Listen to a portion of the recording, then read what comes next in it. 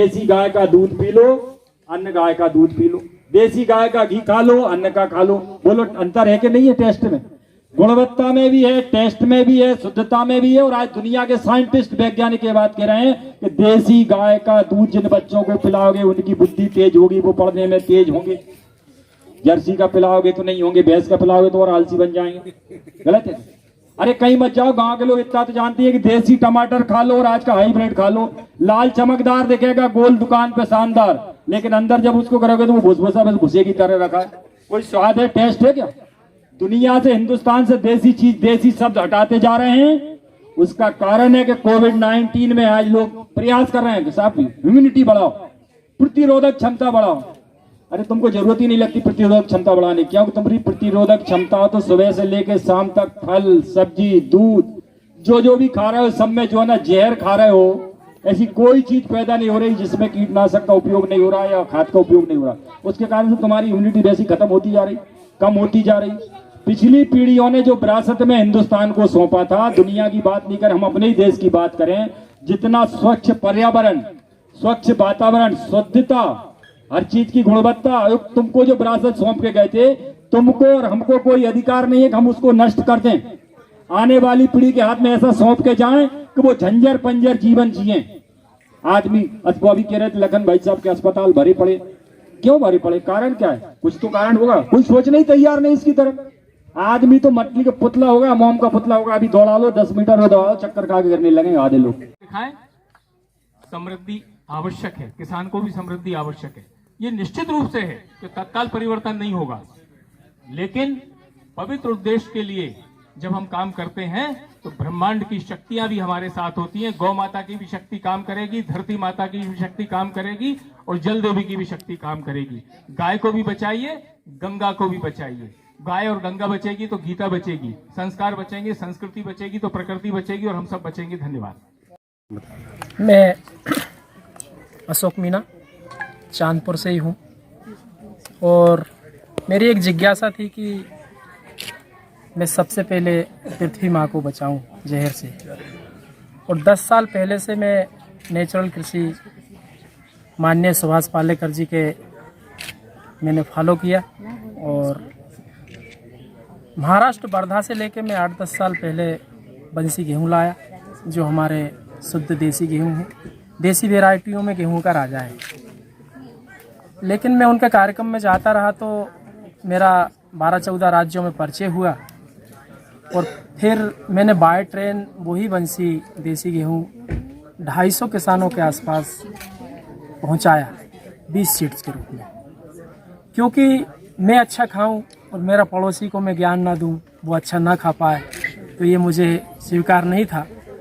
फिर उसके बाद कोरोना काल स्टार्ट हुआ तो मैंने कहा क्या करना चाहिए, तो मैंने कहा क्यों नहीं कि हम एक 5 माह पे लेख लिखें। अभी तक हम धरती माँ को विष से बचाने का कार्य कर रहे थे, तो उसकी एक पंक्ति है कि धरती माँ को विष से बचा लो, धरती माँ को विष से बचा लो, बस्ती माँ को गंदगी से निकालो। बस्ती माँ कई प्रकार की गंदगियों में डूबी पड़ी है, फंसी पड़ी है, तो बस्ती माँ को गंदगी से निकालो। अब गाय माता केवल कथा भागवतों में जय कराने की नहीं रही है, अभी दिवाली आ रही है, पूजन करने के लिए नहीं रही है, उन्हें हमने डंडा मार के हमारे घर आंगन से भगा दिया है। तो मैंने कहा उस पे पंक्ति में जोड़ा कि गाय माँ को हृदय में बसा लो।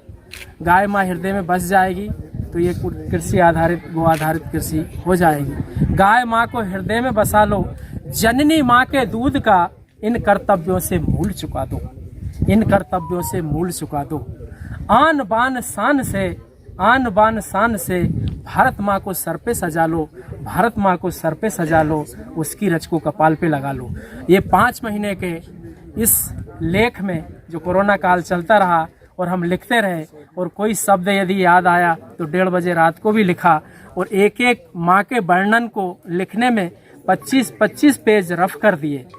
टाइपिंग के लिए 10-10 पेज 10-10 बार गए। टाइपिंग वाले कहने लगे भैया क्या हो गया, बहुत बार समय लगा दिया। फिर हमारे पुस्तक के जो रचयिता थे माननीय हेमराज जी कुर्मी, उनके पास भी 5 बार गया एक एक शब्द को जमाने में।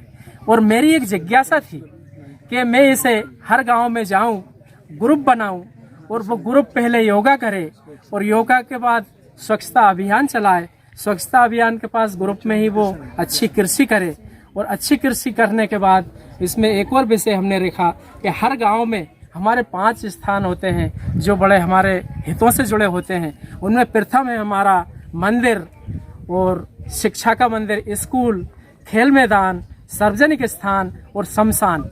हमने कहा कि ऐसे स्थानों पे हमें वृक्षारोपण करना चाहिए। अगर हम यहाँ से वृक्षारोपण की शुरुआत करेंगे तो हर गांव में एक अच्छा संदेश जाएगा।